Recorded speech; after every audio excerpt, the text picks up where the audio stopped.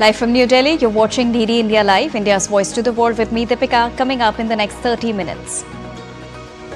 Prime Minister Narendra Modi, in his 123rd episode of Mann Ki Baat, urges countrymen to remember those who bravely fought against emergency, also addresses key issues including health, yoga and religious pilgrimages.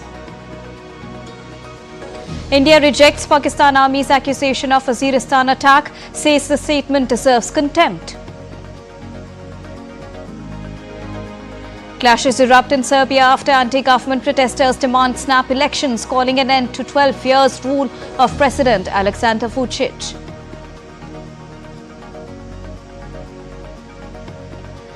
And pushing massive tax and spending package one step closer to its passage, US Senate Republicans advance President Donald Trump's big beautiful bill in procedural voting.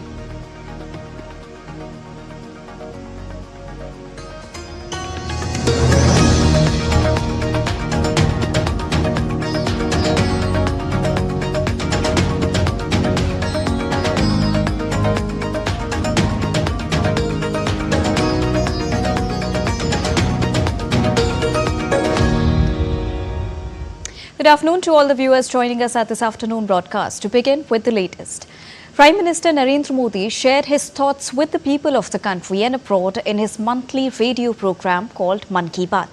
Prime Minister Narendra Modi addressed key issues including health, yoga and religious pilgrimages.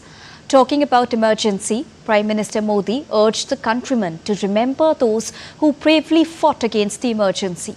He added it was a tough period for India.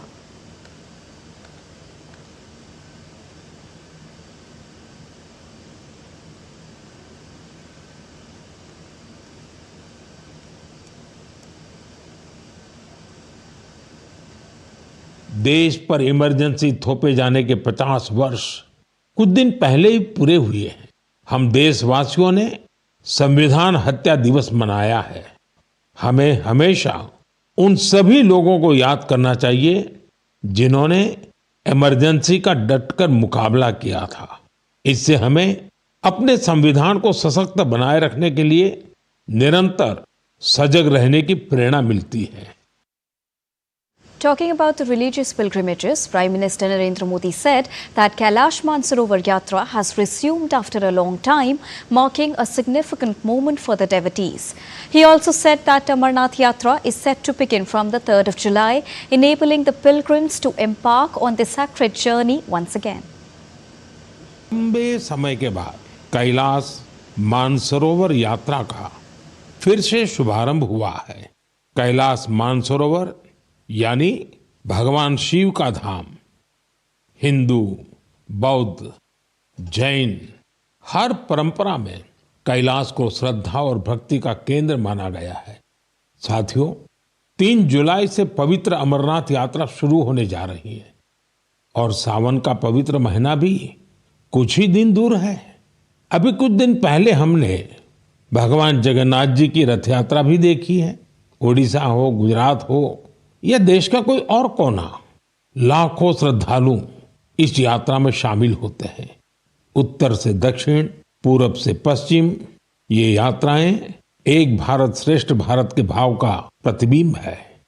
जब हम श्रद्धा भाव से, पूरे समर्पण से और पूरे अनुशासन से अपनी धार्मिक यात्रा संपन्न करते हैं तो उसका फल भी मिलता है।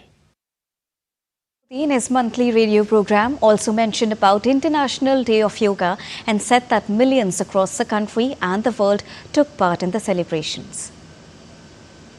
न्यूयॉर्क, लंदन, टोक्यो, पेरिस, दुनिया के हर बड़े शहर से योग की तस्वीरें आई और हर तस्वीर में एक बात खास रही, शांति, स्थिरता और संतुलन। इस बार की थीम भी बहुत विशेष थी, yoga for one earth one health, यानी एक पृथ्वी एक स्वास्थ्य। ये सिर्फ एक नारा नहीं है, एक दिशा है जो हमें वसुधैव कुटुंबकम का एहसास कराती है। मुझे विश्वास है इस बार के योग दिवस की भव्यता ज्यादा से ज्यादा लोगों को योग को अपनाने के लिए जरूर प्रेरित करेगी। Mentioned about Meghalaya's eri silk that recently received the GI tag. He said the silk is like a heritage for Meghalaya. आजकल दुनिया में ऐसे प्रोडक्ट्स की डिमांड तेजी से बढ़ रही है जिनमें हिंसा न हो और प्रकृति पर उनका कोई दुष्प्रभाव न पड़े।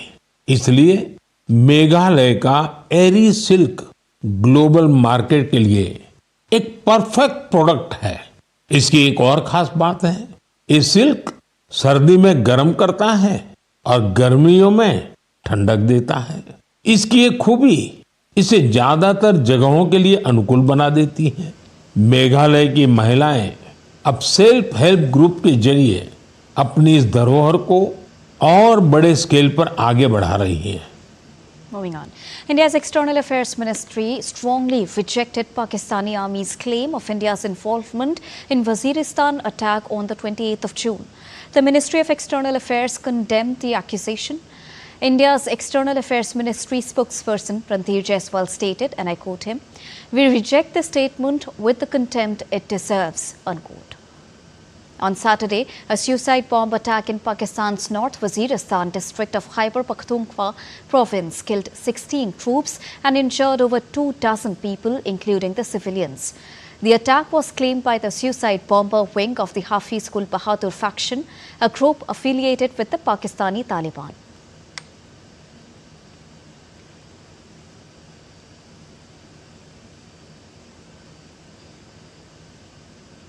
As part of India's ongoing humanitarian assistance to the people of Afghanistan, a 5-day Jaipur foot camp was held in Kabul by PMVSS Jaipur. The camp received an enthusiastic response with around 75 prosthetic limbs successfully fitted. The initiative brought hope and mobility to many in need, further strengthening the bond of friendship between India and Afghanistan. Now, Serbia anti-government protests turned violent as clashes erupted between the police and demonstrators. For months, hundreds of thousands of protesters have been demanding snap polls. Our next report gets you more details about the protests. Take a look. Hundreds of thousands of protesters, including students, continue to gather in Serbia's capital Belgrade, demanding snap elections and an end to the rule of President Aleksandar Vucic. Clashes erupted between the police and the demonstrators. Several protesters have also been arrested. Police have deployed personnel in riot gear around the parliament where Vucic's supporters have gathered in a counter-protest. But anti-government protesters remain undeterred. Well, the hope is that something will change. That after 30 years, we'll be able to truly live in the society we have been fighting for since the 90s. At least that is why I'm here. Today we are here to change Serbia and to finally see an end to this government. To somehow, I don't know how, to get to those elections, to call them. And yes, I hope that they will be as fair as possible, because there will never be completely fair ones. And then we will start another fight, only not on the streets but at the polling stations. Protests began in November last year after the roof of a train station collapsed in the northern city of Novi Sad, killing 16 people in a tragedy widely blamed on corruption. Opponents of Vucic have accused him and his allies of ties to organized crime and violence against rivals, while the president has said that the protests are part of a foreign plot to destroy his government. The president's second term ends in 2027, the same year in which parliamentary elections are scheduled. His coalition currently holds 156 of 250 parliamentary seats. Bureau Report, DD India. Hundreds of people protested in Portugal's capital, Lisbon, against a worsening housing crisis. They are demanding rent controls and an extension of rental contract durations to 10 years. Protesters said Prime Minister Luis Montenegro, whose government was re-elected in the month of May, had pledged to prioritize. However, that argue that the measures recently announced are inadequate, sparking fresh mobilization by housing right groups in the city. In an effort to show support to Ukraine, Poland's departing President Andrzej Duda visited the conflict-stricken country on Saturday. During the visit, he urged Kyiv to be patient during the handover to his nationalist successor, Karol Nawrocki. Duda's visit comes as a final gesture of solidarity from Ukraine's one of the most vocal ally. The new Polish president-elect has committed to keep helping Ukraine's defenses against Russia, though he has opposed Kyiv joining Western alliances such as NATO. Za biurka prezydenckiego świat wygląda inaczej. Za biurka In 5 weeks' time, the new Polish president will sworn in. The president-elect, Mr. Karol Nawrocki, will take his presidential oath in front of the National Assembly. I believe that he will build the best possible relations between neighbors and establish strong ties between Poland and Ukraine for the future benefit of our countries and people, and to create a secure, peaceful and prosperous space in our part of Europe. Meanwhile, Russian defense forces claim to have taken control of the settlement of Ukraine's Chernova Sirka on Saturday. Following their announcement, the Defense Ministry released a video that showed soldiers holding Russian flags in Chernova Sirka, located in eastern Ukraine's Donetsk region. The Israeli Defense Forces and the Israel security authorities have claimed to kill Hamas co-founder Hakam Muhammad Isa al-Issa in a strike in Gaza City on Friday. IDF spokesperson confirmed that al-Issa was killed in the strike along with his wife and grandson in the area of Sabra within the city. The Israeli military described al-Issa as a senior figure in the militant group's military wing and said he was considered a founder of both Hamas itself and Hamas's military wing. At the time of his death, he was serving as the head of its combat support headquarters. Al-Issa was also a member of Hamas's General Security Council. The IDF said al-Issa played a significant role in planning and execution of the 7th of October massacre. More than 1,200 people were killed when Hamas attacked Israel on the 7th of October in the year 2023 and took more than 250 people hostage. Thousands of demonstrators rallied in Israel's Tel Aviv on Saturday to demand that the government secure the release of 49 hostages still held in Gaza. Protesters waved Israeli flags, chanted and carried posters with photos of the hostages still held in Gaza since the 7th of October. It was the first rally by hostages' relatives since Israel agreed a ceasefire with Iran on the 24th of June after a 12-day conflict, raising hopes that the truce would lend momentum to efforts to end the Gaza conflict and bring the hostages back home. I believe and I feel that now it's the momentum. Now we have the opportunity to finish the war in Gaza and to bring Nimrod, my son, and the whole of hostages that are still in hell of Gaza. After we finish the war with Iran, we deal with Hezbollah. There is no threats and nothing is happening in Gaza. It's only a risk of the hostages and our soldiers.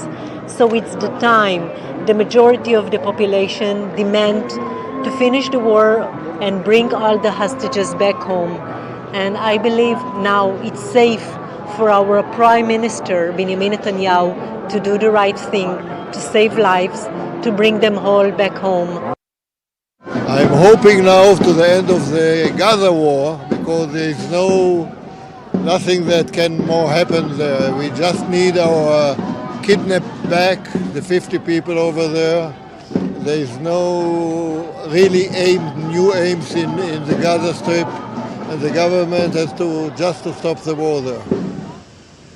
Republican-controlled U.S. Senate advanced President Donald Trump's sweeping tax cut and spending bill in a key procedural vote late, raising the odds that lawmakers will be able to pass the big beautiful bill in the coming number of days. Lawmakers voted 51-49 to open debate on the 940-pager mega bill, with the two of Trump's fellow Republicans joining the Democrats to oppose it. Trump has hailed the result as a great victory. The bill would extend his expiring first-term tax cuts at a cost of $4.5 trillion and ramp up border security. But there are concerns that it would add more than $3 trillion to the country's debt. Democrats have opposed the bill, saying tax cut would benefit the wealthy at the expense of social welfare schemes. Scrambling to pass a radical bill released to the public in the dead of night, praying the American people don't realize what's in it. If Senate Republicans won't tell the American people what's in this bill, then Democrats are going to force this chamber to read it from start to finish. I object. The United States and the Group of 7 nations have agreed to support a proposal that would exempt U.S. companies from some of the components of an existing global agreement. The G7 said in a statement that the group has created a side-by-side system in response to the U.S. administration agreeing to scrap the Section 899 retaliatory tax proposal from Trump's tax and spending bill. The agreement was reached in part due to recently proposed changes to the U.S. international tax system included in Trump's signature domestic policy bill, which is being debated in the Congress. The G7 said the plan recognizes existing U.S. minimum tax laws and aims to bring more stability to the international tax system. UK businesses are also spared higher taxes after the removal of Section 899 from President Donald Trump's tax and spending bill. Moving on, it's now time to take a short break, but still to come on the other side. Up next, we'll get you the latest report on changing weather patterns across India and how Europe is reeling under intense heat. On this day in 2024, Indian cricket team ended 11-year-old drought for an ICC trophy, winning T20 World Cup in West Indies.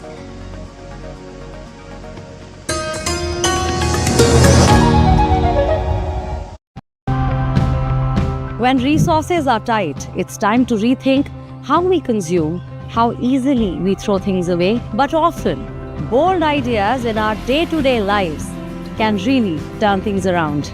In the mission, the school-level children are given the concept of waste management and circular economy. The big advantage is you don't have to go back to the start of the chain like mining iron ore. You can reuse materials that have already been processed. So the sustainability aspects alone are incredibly valuable. We are not trying to aim for fully automated, 100% digitized assets. We are always proposing a hybrid sort of operation where you're blending in technology where it's useful. We have been making handicrafts from banana plants for quite some time now. Currently, we produce around 30 products.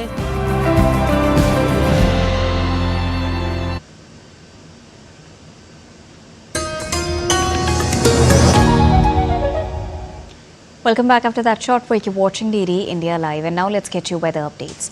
The southwest monsoon has now covered the entire country, including the remaining parts of Rajasthan, West Uttar Pradesh, Haryana and Delhi as of the 29th of June. Now this early onset arrives 9 days ahead of the usual schedule, making it the first June-wide monsoon coverage since 2020. According to the Indian Meteorological Department, this development sets the tone for a robust and widespread rainy season across India. The IMD has also issued alerts of heavy downpours with possible thunderstorms across Madhya Pradesh, Chhattisgarh, Odisha and Bihar. IMD forecast further states that the isolated regions in Kerala and Tamil Nadu may witness gusty winds and intense showers. From the coastal Konkan stretch through Goa and up to the Western Ghats, consistent heavy to very heavy rainfall will be there over the next 7 days. Additionally, Uttarakhand and Uttar Pradesh are poised for extremely heavy rainfall on 30th of June. Cities like Dehradun and Haridwar may see weather disturbances, while regions from Ghaziabad to Varanasi are likely to experience moderate to heavy rain until at least the 4th of July. A sudden cloudburst near Palikad Silai Baat in Parkot Tehsil of Uttar Kashi district of North Indian state of Uttarakhand on the 28th of June caused major havoc. Out of 19 labourers staying at the site, 8 to 9 have gone missing, while 10 have been rescued and shifted safely. Rescue operations by the SDRF and other teams are ongoing. The Yamunotri National Highway has been blocked in multiple areas and partially washed out near Silai Pant, though the authorities have made it operational now. Road clearance work is also underway. In Kuthnor village, heavy rainfall damaged agricultural land, but no loss of life or livestock has been reported. Authorities are closely monitoring developments and relief efforts are in full swing. And due to heavy rain alert for the next 24 hours issued by the Indian Meteorological Department, the Char Dham Yatra in Uttarakhand has been suspended. Garhwal Division Commissioner Vinay Shankar Pandey has instructed the police and the administrative officials to halt pilgrims in Haridwar, Rishikesh, Srinagar, Rudraprayag, Sonprayag and Vikasnagar. The Char Dham Yatra will remain suspended for the next 24 hours in light of the weather warning. And China's southern city in Guangzhou province is severely affected by heavy floods, resulting in 6 deaths and over 80,000 people forced to flee their homes. Emergency response efforts have been launched, with rescue teams evacuating residents and heavy machinery deployed to manage the damage. Meanwhile, in response to the new round of flooding, authorities have raised city's flood emergency response level to the highest category on Saturday. In southern China, over the past 2 days, 13 major rivers were hit by storms and have exceeded the warning levels. Southern Europe is bracing for its first major heat wave of the summer, with temperatures expected to soar across the region. Italy, France, Portugal and Spain are all under heat alerts, with temperatures forecast to reach as high as 42 degrees Celsius in Lisbon and 46 degrees Celsius in parts of Spain. In France's central city, tour schools have been closed on Monday and Tuesday in the afternoon. The nearby city of Orleans had already made access to some air-conditioned museums free. 17 cities in Italy and 2/3 of Portugal will be on high alert on Sunday for extreme heat. Outdoor work has been banned in Palermo, Sicily, as has the Liguria region in northern Italy. Madrid is experiencing its first major heat wave of the summer, with temperatures expected to soar above 40 degrees Celsius across much of Spain. The Spanish weather agency has issued warnings for extreme temperatures, advising the people to take precautions. Residents and tourists are seeking relief in shaded areas or under the water sprinklers installed in public areas. Let's now take a look at other stories making news around the world in brief. Hundreds of protesters marched through the streets of Venice against the 3-day wedding of Amazon tycoon Jeff Bezos and Lauren Sanchez. The wedding angered many Venetians, with some activists protesting it as an exploitation of the city. Protesters also condemned mass tourism, high housing costs, and the constant threat of climate-induced flooding. France has officially implemented a major smoking ban with an aim to protect publicly health areas, especially the children and the categories. Under the new law, starting from the 29th of June, smoking is now prohibited on beaches, in parks, public gardens, near bus shelters, and outside places like libraries, swimming pools, and schools. Anyone caught violating the new law will face a fine of €135. Brazil opened a new public park in Belém on Friday on the 27th of June as part of preparations for the upcoming United Nations Climate Change Conference COP30. The park, located in the Amazonian state of Pará, will serve as a venue for discussions during the global summit scheduled for November 2025. And now let's get you latest from the world of sports. To begin with the soccer, England won their 4th UEFA European Under-21 Championship title, retaining the trophy with an action-packed 3-2 victory over Germany. Lee Carlsley's side were defending champions and led 2-0 after just 25 minutes, but Germany forced the game into an extra time with goals either side of half-time. Jonathan Vawe then netted a 92nd minute winner, securing a dramatic extra-time victory in Slovakia. England's victory over Germany follows victory over Spain in the 2023 edition and repeats the feat Dave Sexton's side achieved in 1982 and 84. In tennis, India enjoyed a historic night at the US Open on Saturday as young shuttlers Ayush Shetty and Tanvi Sharma reached the men's and women's singles finals of US Open in badminton in Iowa. Ayush produced a stunning comeback to defeat top seed and world number 9 Chao Tie-Chen, securing his maiden BWF World Tour final. And for the title, Ayush will be up against Canada's Brian Young. Facing Ukraine's Polina, Tanvi clinched the big moments in semi-finals and won the match in straight games by 21-14, 21-16 to qualify for her first ever Super 300 final. Tanvi will face top seed Pechwen Zhang in women's single category. In cricket, today marks the first anniversary of Indian cricket team's historic T20 Cricket World Cup victory in Barbados back in the year 2024. Unbeaten throughout the tournament, the men in blue led by Rohit Sharma defeated South Africa by 7 runs at Bridgetown, Barbados to break their ICC trophy drought after 11 years and lift only their second World Cup title in the shortest format. The final against South Africa was a spectacle of cricketing drama. Batting first, India posted 176 for 7. The bowlers then held their nerve in a tense finish, sealing a memorable victory by 7 runs. It was both Virat Kohli and Rohit Sharma's first World Cup together. It was also head coach Rahul Dravid's first World Cup victory with a senior team. What followed was nothing short of a fairy tale that will be remembered by everyone in the team for the rest of the year.